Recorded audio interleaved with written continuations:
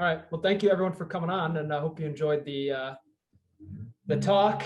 And yeah, so any questions you have, let me know. Laura. Hi. Hey, This Don. this Yeah, go is ahead. this is Dawn. I'll just be honest. Total confession. I haven't had a chance to listen to the lawn section of the of the course yet. So I was sort of hoping just to like hear what other people's questions were. But I do know, so I know this will probably be covered. But I was just talking with someone today. It's the person I'm going to do the final portfolio with, and she has a section of her yard where it's pretty shady. There are things like mushrooms growing there. The grass is all gone. She's interested in alternatives, not your traditional grass. And so I was wondering if we have time and other people don't have questions, if you have thoughts on what to put in that kind of location instead of in more traditional grass. And you probably cover that in the talk, so I'm sorry if this is redundant.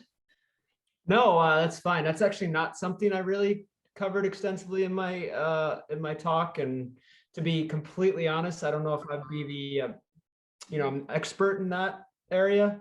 I will say that turf grasses do require full sun to grow optimally. Right. There's a range of shade tolerance amongst the different cool season grasses.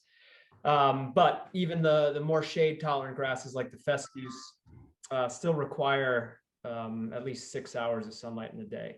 And so obviously there's a lot of different alternatives that you can use, and depending on the soil conditions, the light conditions, like one of the hardest areas to grow ground covers or plants is in not only a shaded environment but also a dry environment. So if you're trying to grow something under a dense shade of like a maple or oaks or something like that, where you have a lot of competition with the roots from the trees, it's real difficult to grow any plants at all. But it sounds like the environment you're talking about is maybe more moist soil because you have the mushrooms, and so there's a lot more alternatives for lawns. Depending on if you're going to be trafficking it or not. That's the other thing to consider. There's a lot of plants that can act as ground covers, but maybe don't tolerate traffic as well. So those are just things to consider. But like I said, there's definitely lists online and other people that might be better to talk to that. Okay. Thank you. Yep. And Don, there's actually a section on lawn alternatives with Mike Nadeau. So once you get to his talk, you might find some answers there as well. Okay, great. Thank you. Thank you. So for the folks who are just joining us, this is sort of like an open half hour. So if you have a specific question, just go ahead and unmute yourself. Or if you just want to chat, that's fine too, but it's sort of like a free for all. So go ahead and either put it in the chat if you want, if you don't want to talk, or you can just go ahead and unmute yourself. I actually had a question. I was reading somewhere, I think it might have been in the principles document that you sent, Jeremy, where if you're doing organic lawn care and you have some customers that are fully organic, but they're right next to a customer that is not organic or is more traditional, and that you could potentially think about planting or suggesting like barriers or something like that. To me, is that really feasible, or are there other sort of ways to kind of prevent runoff into neighbors that are organic versus aren't organic? Are there any like kind of ideas out there to do that? So that's a good question for Tom. I don't think there's a restriction standards for drift. I think they probably talks about it. I don't think there's a restriction on drift as far as, because we don't certify the property. Mm-hmm. But as far as techniques go, that's a better question for Tom. Yeah, I guess it depends on what you're asking specifically. If you're talking about maybe pesticides versus fertilizers, obviously creating some type of buffer in between would be helpful. and there's certain plants that might be better. I'm more familiar with grasses. So, there's a lot of warm season grasses, ornamental grasses that can be used maybe in more of a no-mow area that have deep root systems, and anything that gets into the soil can be absorbed, especially if it's on a slope. So like blue stem or what's the other ones I've been planting? Little blue stem. I'm drawing a blank on some other, but other warm season grasses, native warm season grasses might be good. Maybe with some wildflowers, perennials as a buffer in between. That's just something I guess I could think of for that. I'm not sure if that's helpful, but yeah, no, it's a hard one because some of the clients that I work for, they're like right next to each other, and one customer will come out and say, oh, what are you guys doing over there? And there's obviously different techniques amongst the two customers, and it's hard to tell them, oh, it's not going to kind of leach into their yard. So I was just wondering if there were any ideas to do that kind of buffer, or suggest something to kind of prevent it from leaching into their organic lawn. Yeah, I mean, I think there's the runoff that's happening on the surface. And if you have a lawn that's going right into an adjacent lawn, there's not a lot of vegetation that's going to slow that down. Yeah. Especially if it's shortcut turf. So even if it's a lawn that just gets mowed taller or doesn't get mowed, like a no-mow lawn area, the greater leaf blade surface area obviously is going to also correlate to a deeper root zone. So not only above ground are you capturing more of the runoff, and larger plants are going to be even greater at that, including some perennials, herbaceous perennials, and ornamental grasses and things like that. But underground, any leaching that's happening, I mean, most of the water movements below the ground is going to be vertical, but anything that's moving horizontally, obviously you want deeper root zones or root systems that can absorb what's down into that profile. So I would just say, kind of creating more of a taller vegetation, thicker vegetation, denser vegetation, and having 15, 20 feet of it in between your and the neighboring property. And like I said, even if it's just having maybe a no-mow lawn area that doesn't get mowed, with maybe some more fescues or things that don't grow as fast. Cool, thanks. Yeah.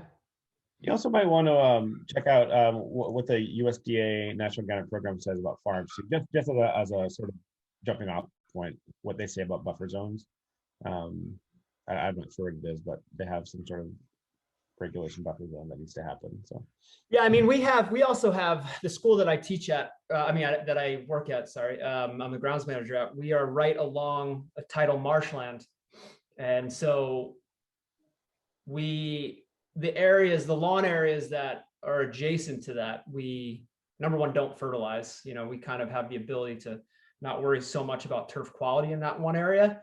But we definitely do plant more native vegetation as buffers, and there's definitely extensive lists that talk about plants that have a greater ability to accumulate certain pollutants in their cells, so and especially those ornamental grasses have the deeper root systems. So nice. And then Diana, you have a question here in the chat, but why don't you go ahead and jump on and ask it yourself. Sure. Hi, I work at a retreat center. I'm a gardener there. So we have like specific garden areas that I'm responsible for. And then there's the lawns it's a really big campus, and it has a lot of foot traffic from just having, lots and lots of people come throughout the season of like May through October. So I'm not responsible for maintaining the lawns, but I just was wondering if you had any like recommendations for having conversations with clients or organizations about changing to more organic lawn care or lawn alternatives. I mean, there are a lot of recommendations about like different plants and like how you would manage an organic lawn, but I guess like making that transition seems like the tricky part. I mean, it wouldn't be my decision, but I just wonder if like, because I'm the gardener, what kind of conversations I could maybe have with the maintenance crew or with the people in charge and who are making those choices. Because I work at a place that really takes has like an environmental science center and like purifies the water without any chemicals. We do like some interesting things, and we have a lot of classes that are about the environment and just like being creative around that. So it doesn't seem out of the ordinary that they do have to maintain something that is aesthetically pleasing to people just walking through. So yeah, that's kind of my question. Yeah, I think it's a great question. I think maybe even 15 years ago, or even before, this NOFA association put together some really good standards for how to do things organically. This was a tough discussion to have with people because even myself, getting into the organic lawn care world, I just didn't know what I was doing and thought it was difficult to the point where it was, almost impossible to do. But now there's so much good education out there, and managing an organic lawn can be challenging, but it also doesn't have to be. And it also comes back to, I think, expectations, right? At my school, we're managing some pretty high level athletic fields and lawn areas that have pretty good turf quality, but there's a certain percentage of weeds that are in these lawns and athletic fields that are just accepted. So I think that's the first part of the conversation, is just, there's got to be a little bit different level of tolerance for, some diversity in what a lawn is. So includes turf grasses and some weeds that might grow up there, but overall creating a dense green vegetation that can stand up to traffic, it's very doable with the education we have now in terms of how to do things organically. And to be completely honest, I think sometimes people relate organic with doing nothing. And that's just not accurate. Like, I mean, to manage an organic lawn is doing the same processes you would do if you're managing it traditionally with chemicals. Just you're not, at the end of the day, able to use it's traditional chemistry. And so you're overseeding, you're aerating, you're still fertilizing, but maybe with more responsible products. So just maybe starting the education with that different level expectation, but also that it's much easier than you might think. One concern of the area where I work is ticks. So like, mowing the lawns and keeping those like really wide open areas, which are plentiful on the campus, like is important. So like, what would the alternatives to more diverse and like dense vegetation that could take heavy foot traffic, would they be needed to be mowed in the same way, and could they kind of function similarly to like a lawn that is maintained like weekly, like they weekly mow, I guess is what I'm trying to say, for important reasons. I don't know if I completely understand. Can you ask that question one more time?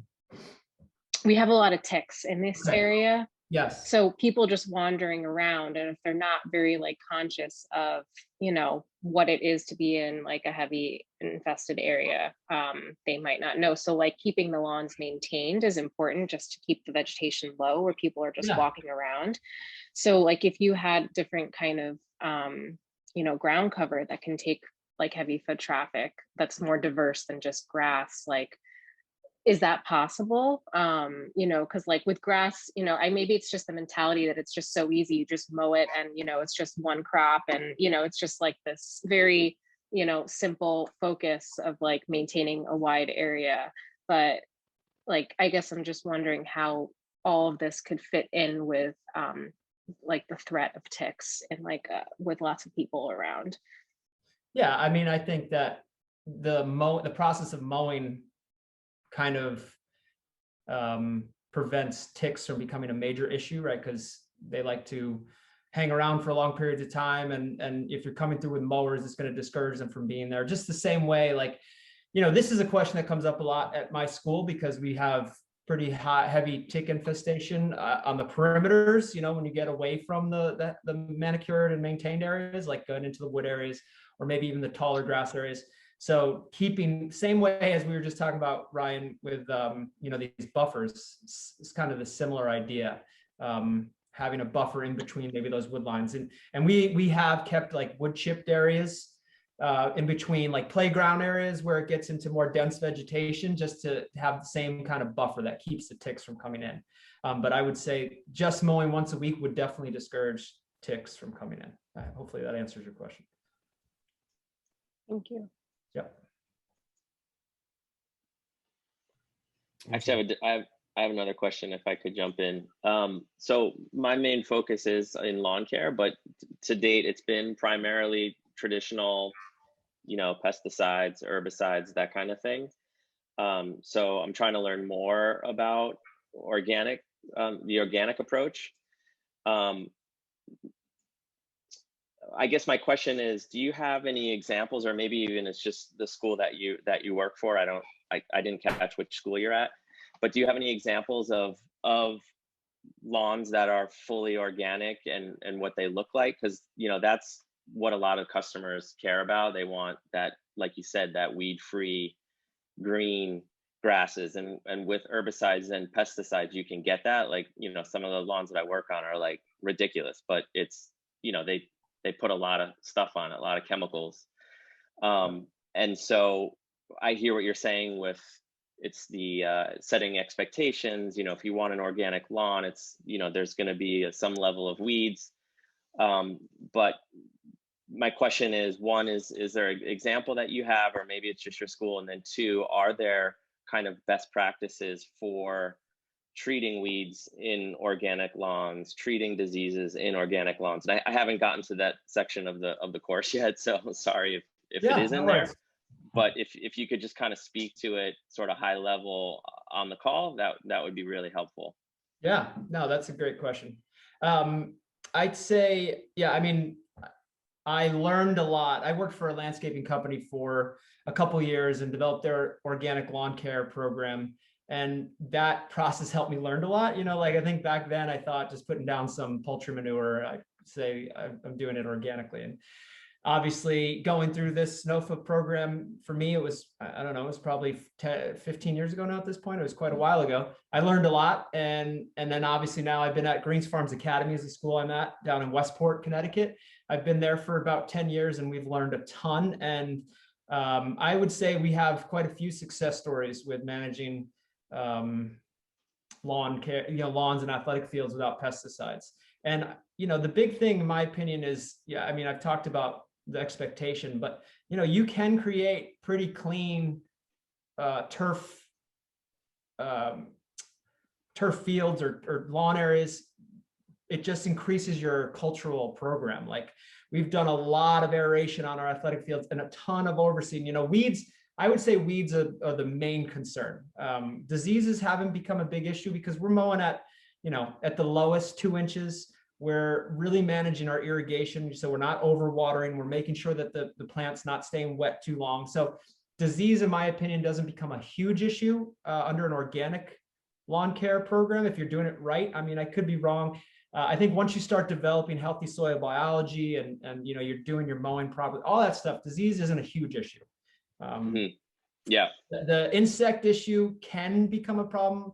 Grubs can become a problem, but we have some control products that one in particular that we use is called Grub Gone. It's a bacterial strain. It's a granular product. It works really well. We've been using it for 3 years now. It took the place of some of the nematodes that we used to use. So that one has become a really game changer for us because we used to have some real issues with grubs. But now that we've been able to control the insect problems and the diseases and the real problem, it's really focusing on weed management. And we do that through cultural work.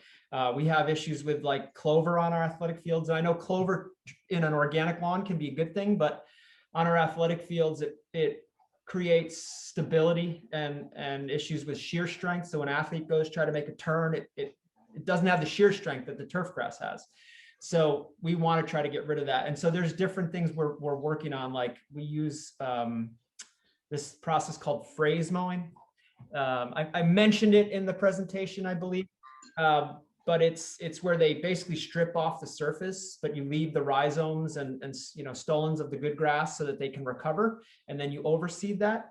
So it's intense. It's something that you might not be doing it in every lawn care program, but if you have a really finicky client that wants a perfectly clean lawn, that's something that might be an option.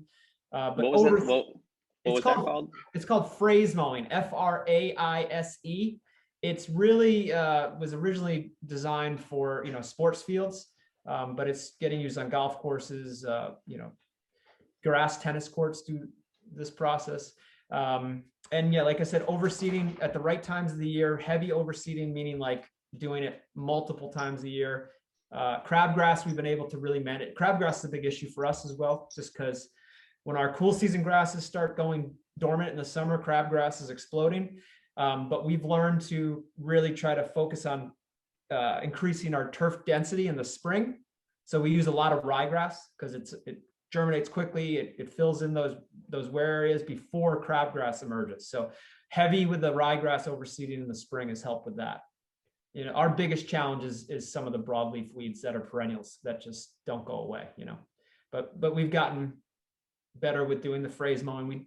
We actually recently, we have this power brush. It's we use it for cleaning snow in the wintertime on sidewalks and things like that. But what we've learned is when we core aerate, we've used that to brush the cores off the field. And if we do that enough, it actually cleans up some of the broadleaf weeds. It like clips off the petioles. And if we do it every month or twice a month, it seems to really beat up the broadleaf weeds, and the turf grass can tolerate it. So it's something we're experimenting with, just trying to get creative, think outside the box. Does the you guys core aerate multiple times a season then? Yeah. So I mean, again, we have varying degrees. Like our premier athletic fields, we're core aerating 2 times a year, and we're also doing a solid deep time once a year. So that's kind of the very high end. Our general lawn areas will core aerate once around campus. Okay. Yeah, I agree that the weeds are the biggest thing, because a lot of the customers, they, if it's green, you can achieve that, but if it's got weeds, then they start complaining. Yeah. So yeah, just any best practices on how to prevent or at least minimize the weeds problem is helpful. Yeah, I mean, the disease we grew in a new athletic field 3 years ago, and we built it on, it's pretty much 90% sand, so really heavy sand, less than 2% organic matter. And we had some disease issues in the first year or two, but as we've done organic fertilization, we use biostimulants and micro inoculants. So since we've started working on creating better soil biology, we haven't had any issues, like we did the first couple of years. Is the football field there? Is that grass, or is that artificial? So we don't have football, but we do have an artificial turf field for field hockey. Field hockey is one of those tough sports that the expectation is that it's being mowed at like an inch year round, and now down in Westport, Connecticut, the competition among schools is through the roof, and everyone's got multiple turf fields. So the sport has just kind of become a sport played on artificial turf, at least down in that area. And so if you go from playing on artificial turf to natural grass, it's a completely different sport. It's just much slower. Okay. And sorry, I had one last question. You mentioned the crabgrass. You're saying you're getting ahead of it to prevent the crabgrass by overseeding with rye in the spring, but do you guys use anything to spot treat crabgrass that's organic? No, I wish I had a better answer for treating it. We haven't had any success with any of the organic control products. I mean, to be honest, I've been out there with crews hand weeding crabgrass at times when it just gets out of control. And I know that's not a great solution for large areas. We've tried some of the problem is none of these products that from my experience, that are 25B, so they're exempt from EPA registration. That's basically being on a school in Connecticut. That's what our restriction is. None of them are selective. They're non-selective. Right. So if I spray it over a turf area, it's going to burn and kill the grass, which I could do and then seed. but my experience is when I do that, the weeds in those areas fill in even faster. So Yeah. I'd rather hand weed or just work on just keeps overseeding. And as those plants die out, they get filled in with grass. Yeah.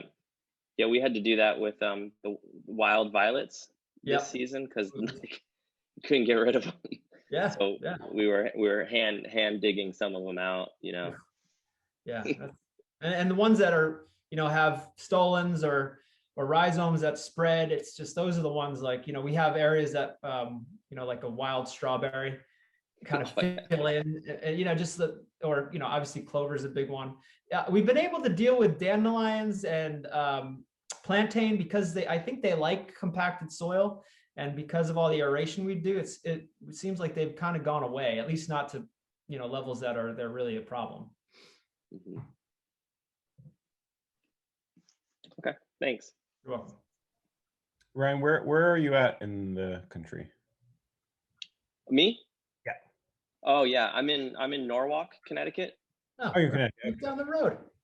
Yeah, exactly. Yeah, that's why I was asking. Because I'd be interested in just swinging by, check it out. I mean, not now, during the season, maybe, to see it. Because again, it's like, the lawns that use the traditional pesticide, herbicide, they're ridiculous. They look great, but it's all the chemicals. It's just not good. So trying to look at some examples to show people like, this is sort of what you can expect, and having them say, oh, wow, yeah, that looks good. Yeah, that's absolutely. So you're welcome to come swing by anytime. I Cool.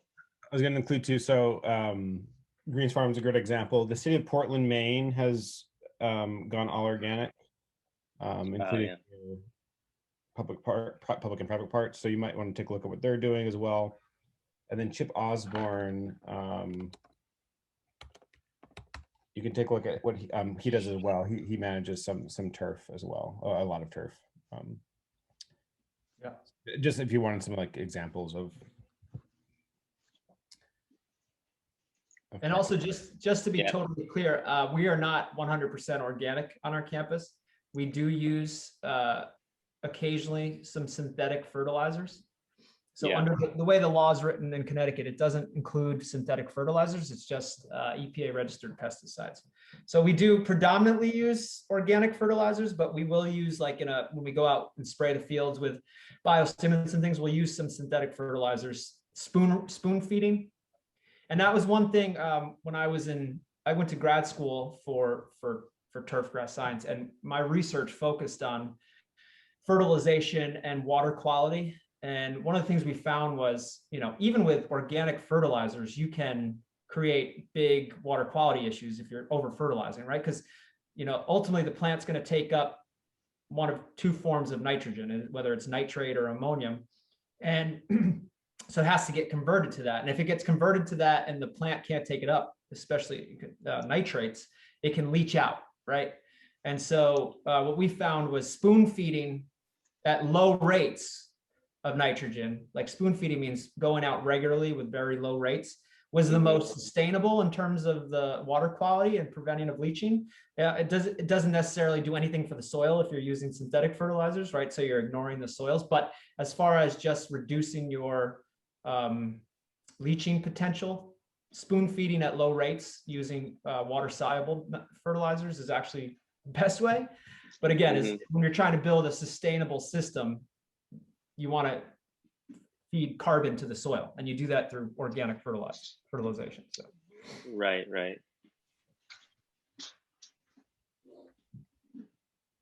Is there a brand of organic fertilizers that you guys use? Yeah, we use a brand called Earthworks. It's primarily a poultry manure product that we use. But now in Connecticut, as you probably know, there's the phosphorus restriction. So we're not allowed to use phosphorus on established lawns, especially if you have a soil test showing that your phosphorus levels are adequate. So we've had to try different things with the phosphate-free organic fertilizers. So we've moved to more protein-based, and we've tried a couple different ones, and none that I can really speak to being my favorite. But Earthworks products we've been happy with. And they have sprayables too that we like. Oh, okay. Thank you. Yep. Sweet. So anyone else in here, feel free to unmute yourself if you have a question, or throw in the chat if you don't want to talk. We're gonna hang around here for a few more minutes. So yeah, please feel free to unmute yourself. And Tom, what would I got this question in the email the other day? What would the best way, it's kind of a broad question, for someone who's starting to get into organic lawns and turf, what would be a good way to sort of get into that as far as starting to offer that service? Someone's try to open that, find that email. Just as in, you know, if you're doing mostly conventional lawns, you want to offering organic lawn services, what are some things you would do or that you did to start getting that started? And while you're answering, I'll try to find it if I get the exact question. Yeah. I mean, I guess if it was me, I would probably try to highlight a few customers and talk to them and offer them free services to do it organically. You know, maybe you know the clients that might be more willing for you to experiment a little bit and showcase the type of product you can produce, and then use that client as your, you know, your showcase for going around and marketing the organic program. You know, because I really do, I'm very confident. I mean, I take care of my lawn organically, and I'm very confident it can be done. And it's just a level of, you know, a different level of intensity of program, you know, in terms of how much cultural work you need to do. And knowing what your client's expectations are, and making sure you sell them the program that's going to create the expectations they want. I think if you're able to create a great product that you're not using pesticides on, you know, most clients might be willing to spend a little extra more money to do that. So maybe not everyone, but definitely a good percentage of them. Yeah, thank you. Also, something that we did too is like a lot of the customers who are doing traditional pesticides, they don't really know, like they have no idea. They're just like, oh yeah, if my lawn looks good, it looks good. And when we pointed out, you know, the dangers and the risks and you know, of using all these chemicals, they're just kind of like, oh, we had no idea, you know, because a lot of the lawn care companies that I've worked for, they don't really highlight that. They're just kind of like, you want your lawn to look good, you got to do this. And they're like, okay. So by highlighting some of the dangers and the risks, they're more open to trying to do a transition. And then, like you said, like pointing out examples that have worked, you know, saying this is a lawn, these are 3 lawns that we did that are organic, this is what they look like. It just helps them make that decision a little bit easier. Yeah, I remember when because I've done a lot of talks with municipalities on doing organic sports field management, and you know, a lot of these managers have a hard time thinking that they can do this without pesticides. And my first question is like, you know, what are you using pesticides for already? You know, let's think about that. I mean, because the truth is, when you have a lot of wear on a lawn or athletic field, you have bare soil, pesticides aren't going to help you, right? You got to fill those areas with grass seed, and that's not a pesticide, right? So, so all the stuff that you already do is just needed maybe a little bit at a higher level with an organic lawn care program. The only thing you're not able to do is, at the end of the day, is treat with the pesticides, you know, but a lot of the same turf 101, you know, mowing, fertilizing, irrigating, aerating, overseeding, all that stuff stays the same. So you still have to do all that right before you can have a successful lawn program, you know. So there are just, at the end of the day, you can't use those pesticides. So, I mean, I think just educating that, you know, most people are going to be doing the same type of program. You know, we're just going to be doing it at a different level. Hey, Tom, I have a question about kind of like leaf management in turf. Like clippings? Yeah, cleaning up leaves in the fall. Oh, okay. Just kind of what you do. And I know that there, you know, are a lot of ecologically minded people who, you know, espouse, and I have done this in the past too, like chopping up leaves, like mulch mowing them, leaving them in place in the turf. And I just wondered what your experience with that has been, or long term, what the impact of that is. Like, in your opinion, is it better to really just get leaves out of there, and if you are feeding the soil organically, like use a product or something else that's formulated specifically for the lawn instead of the leaves that are around? It's a great question. It's something I'm really struggling with right now. Because I've been talking for the past 10 years about how we mulch leaves at our school. We just put these specialized blades, they're called gator blades. We put them on our machines, and then we put most of our mowing machines are side discharge units, so it shoots the grass clippings out the side. And we put a shield on those so that we're able to keep the leaves under the deck. And oftentimes we'll use our blowers, blow the leaves out of the edges of the lawn areas and mulch them up on the field. And my thought was always that you're returning that organic matter back to the soil, you're building soil biology. But we have recently struggled with one weed in particular that I haven't really talked about on our athletic fields and lawn areas, called annual bluegrass. And so it's in the same genus as Kentucky bluegrass, which is one of the grasses we have, that predominates around our campus. But it's shallow rooted, it's lime green. It's just not a great sustainable choice for lawns, and it produces seed head at very low mowing heights. And so we started seeing that increase, especially on the areas, which is interesting, where we tend to mulch the leaves, where the side of the lawn that the trees are on. So we see a lot more annual bluegrass on that side. And what that tells me is that annual bluegrass is a shallow rooted grass. It tells me that it's holding moisture up on the surface now more than the rest of the lawn. And I'm thinking it might have something to do with that lignous leaf material that we're mulching in year after year into the upper surface. So as much as I've been promoting mulching leaves into the soil, which I think can be beneficial, I am currently a little concerned about creating maybe an organic layer up on the surface.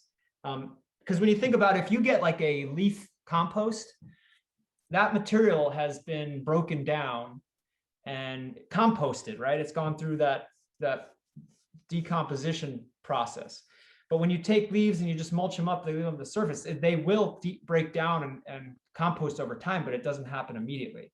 And so I'm just curious if maybe we're just creating this organic layer that's holding too much moisture. So I'm a little torn, and I can't really give you a great answer, because part of me thinks it's a great practice. Part of me is not sure if it's promoting other weeds. If you're okay with having some different species in there, maybe it's still fine, but that's where I'm at. And I'm sorry, it's not super helpful. No, it's really helpful just to hear what other people are doing and what you're doing. And Yeah. I feel like every fall, I right now I work on a private estate, which has a fair amount of lawn.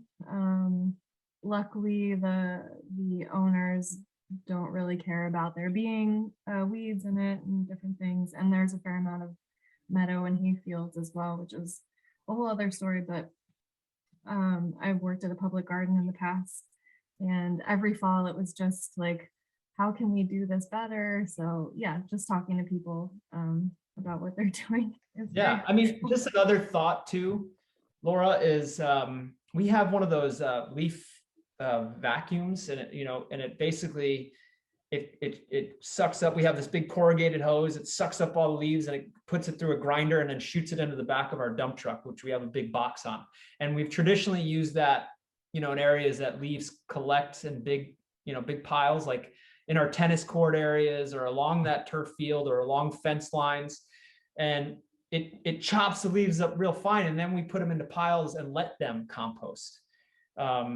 And then we can use that material once it has composted in our vegetable gardens or on our lawn areas and things like that. I feel like that might be the better approach. Thanks. You're welcome.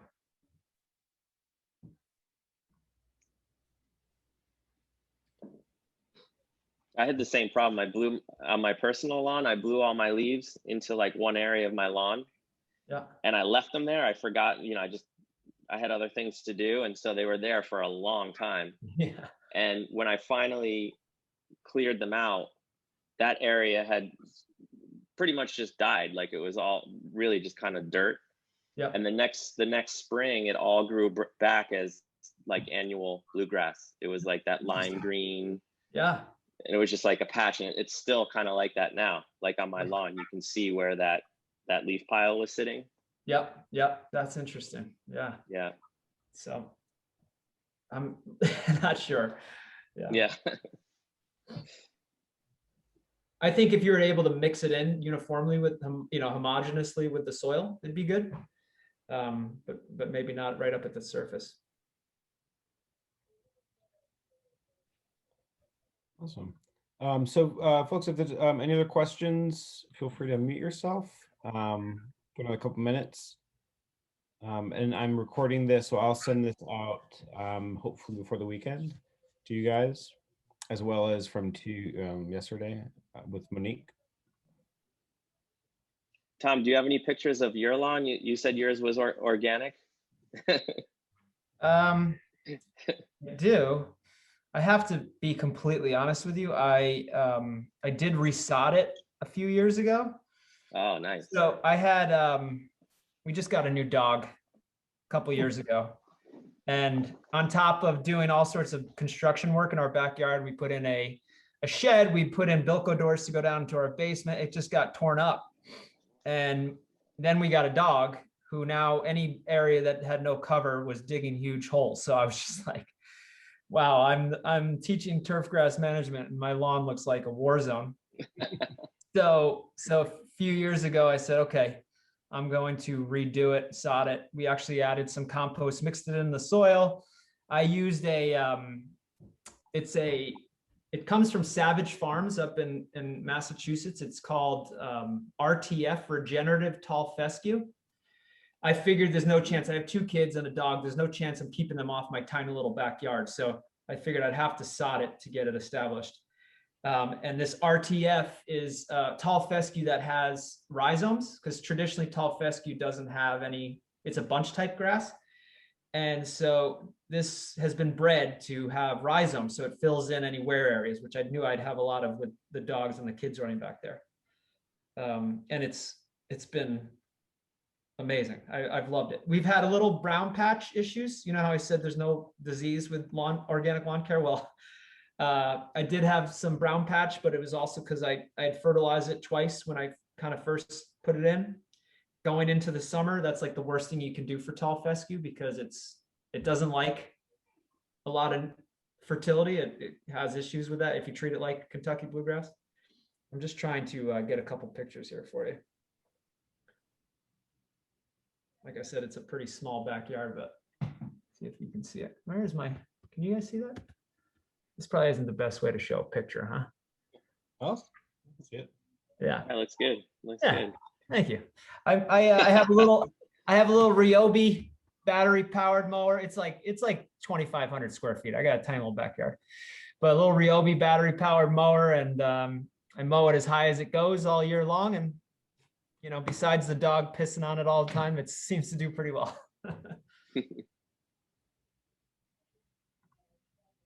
Cool. Thanks. Yeah, you're welcome. Does anybody here use electric equipment in their business? Any chance? Not really. I just I teach. Oh, I'm sorry. It's a big upfront cost. Yeah. I do teach. I teach a class at a community college. I'm teaching a turf class right now, and actually a student presented on last night on going towards that battery powered, propane powered mowers, that type of thing, getting away from gas powered equipment. And it's pretty interesting. There's actually a certification you can get for being a green, company not using any gas powered equipment. I think it was AFS. I wish I remember, but there is a lot. We're getting closer to that being more possible, I feel like. And I just was down in Savannah, Georgia for our sports turf managers conference. And I'd say half of the equipment on the trade show floor was autonomous, battery powered, those types of things. GPS equipment, battery powered autonomous robots. It's just like, wow, we've come a long way in our industry. AGZA, someone just posted it. Great, thank you. Yeah, That was it. AGZA and Quiet Communities are two organizations I know of that are doing a lot of work in that space. Yeah, great. Based out in Pasadena, California, and then in Quiet Communities up in Massachusetts. Yep. But they do a lot of cool things. Sometimes they do like demonstrations with those like robots and yeah, lawnmower robots, the Roombas for the lawn. Yeah, we had a demo at our school. There's a robot line painter. So when we paint our athletic fields, so this thing has GPS on it and it lays out the field. Like if you have a soccer field or something, you just put the paint in it, you put the coordinates or like flag the corners of the fields, and it goes out and lays out and paints the whole field. It's pretty crazy. One of our customers has one of those, like the Roombas that you were talking about for your lawn. Yeah. And we didn't know what it was, and we picked it up to move it, and it has like an alarm on it. And wow. I don't know if you knew that, but like if you pick, because it's like a theft deterrent. So if you pick it up, it like has this crazy alarm, and it was just funny. It was going off for like an hour. Hopefully it'd say "Don't chop your fingers off" deterrent. Yeah, yeah. The other thing is on the electric question, there's a company that I saw on Instagram. They're a landscape company. I don't know where they are, but they only use electric equipment or sorry, battery powered equipment. And I think they had a sponsorship maybe from whatever the company was of power equipment that they use, but it was pretty cool. They were going on and saying how that, they used to use gas powered and now they use battery powered. So I just thought that was interesting, like sort of another kind of differentiator when you're talking to customers, like, oh, we're only battery powered. And yeah, absolutely. Yeah, I agree. And that was one of the things I was talking to the class about last night is like, 15 years ago, if you were the first lawn care company that started to offer organic practices, you had a leg up in the game. And so, I know I've talked to a few people that have started businesses where they're not using any gas powered equipment. And I think if you can get ahead of that, get ahead of the demand for it, there's definitely some opportunities. Yeah. This probably doesn't exist. When I was a kid, I remember my grandfather had this electric lawnmower that you have to actually plug in. Yeah. Oh, it exists with the cord. And yes. I remember him making me mow the lawn. I was like, this doesn't seem safe. You need an extra long extension cord. You don't want, it's like when you vacuum, you got to hold the cord. Yeah, exactly. Yeah. My neighbor, he's really old. He uses a plug-in leaf blower, and I always feel, I don't know, I feel bad for him, but it works, like he loves it. Yeah. But I always see him dragging the cord like around his lawn. I'm like, brilliant. Yeah. All right, folks. Well, if there's no more questions, so we'll let Tom go here. Feel free to, email me. I can, fill any questions I can. If not, I can kick them off to Tom. And like I said, I'm going to record. I am recording this, and so I'll send this out hopefully before the weekend. And one quick plug: we are having every year we do like this big conference. It's like 30 workshops, and it starts on next Monday. So Monday through Friday. So I'm just going to plug that here. If you go to ctnofa.org, it's a conference. There's different tracks. There's organic land care tracks, pest control tracks. Chip Osborne's going to be teaching about lawns. And just, so check it out. It's sliding scale registration, $15, from $15 and up. And we also have quite a few fee waivers as well if you want that. So that'll be a good time. So other than that, Tom, thank you for joining us. If there's any last questions I didn't get to. All right. All right. Well, thank you very much for having me. Thanks all for asking some great questions. Thank you. Thank you. Take care. everyone. Thanks.